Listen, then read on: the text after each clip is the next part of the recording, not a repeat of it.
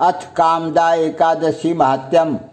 धर्मराज युधिष्ठिर बोले, हे भगवान, आपको कोटि बार प्रणाम है। आपसे निवेदन करता हूँ कि आप कृपा करके चैत्र माह के शुक्ल पक्ष की एकादशी का वर्णन कीजिए। श्री कृष्ण भगवान बोले कि हे राजन, आप एक पुरानी कथा सुनिए जिसको राजा दिलीप से वशिष्ठ जी ने कही थी। राजा दिलीप ने पूछा कि गुरुदेव, चैत्र माह के शुक्ल पक्ष की एकादशी का क्या नाम है? इसमें किस देवता की पूजा होती है तथा इसकी विधि क्या है, सो कहिए। महर्षि वशिष्ठ जी बोले, हे राजन, चैत्र माह के शुक्ल पक्ष की एकादशी का नाम कामदा है।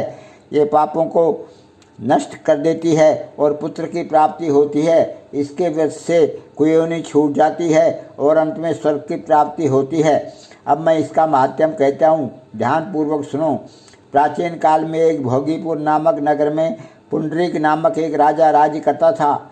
वहाँ अनेकों अप्सरा, गंधर्व, किन्नर आदि वास करते थे।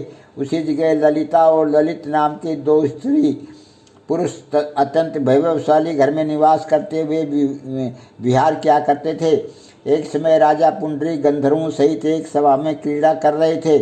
उस जगह ललित गंधर्व भी उनके साथ गाना गा रहा था और उसकी प्रियतमा ललिता उस जगह नहीं थी। इससे वह उसको याद करने के कारण अशुद्ध गाना गाने लगा। नामराज के कोटक ने राजा पुंडरीक से इसकी चुगली खाधी। इस पर राजा पुंडरीक ने ललित को शाप दे दिया कि अरे दुष्ट, तू मेरे सामने गाता हुआ भी अपनी स्त्री का स्मरण कर रहा है। इससे तू कच्चे मांस और मनुष्यों को खाने वाला राक्षस होगा।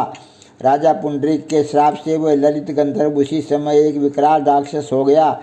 उसका 8 योजन का शरीर हो गया। राक्षस हो जाने पर उसको महान दुख मिलने लगे और अपने कर्म का फल भोगने लगा।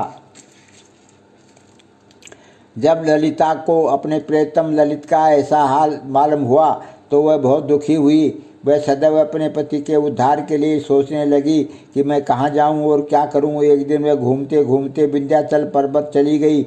उसने उस जगह श्रृंगी ऋषि का आश्रम देखा। वह शीघ्र ही उस आश्रम के पास गई और उस ऋषि के सम्मुख जाकर विनय करने लगी। उसे देखकर श्रृंगी ऋषि बोले, हे सुभगे, तुम कौन हो और यहाँ किस लिए आई हो? ललिता बोली, हे मुनि, मैं वीर धनवा नामक गंधर्व की कन्या ललिता हूँ। मेरा पति राजा पुंडरीक के शाप से एक भयानक राक्षस हो गया है। आप राक्षस योनि से छूटने का कोई श्रेष्ठ उपाय बतलाइए। तब श्रृंगी ऋषि बोले, अरे गंधर्व कन्या ललिता, अब चैत्र माह के शुक्ल पक्ष की एकादशी आने वाली है। उसका नाम कामदा एकादशी है। उसके व्रत करने से मनुष्य के समस्त कार्य सिद्ध हो जाते हैं। यदि तू उसके व्रत के पुण्य को अपने पति को देती है तो वह शीघ्र ही राक्षस योनि से छूट जाएगा। मुनि के वचनों को सुनकर ललिता ने आनंद पूर्वक उसका व्रत किया और द्वादशी के दिन ब्राह्मणों के सामने व्रत का फल अपने पति को देने लगी और भगवान से इस तरह प्रार्थना करने लगी, हे प्रभु, मैंने जो व्रत किया है वह राक्षस योनि से शीघ्र ही छूट जाए।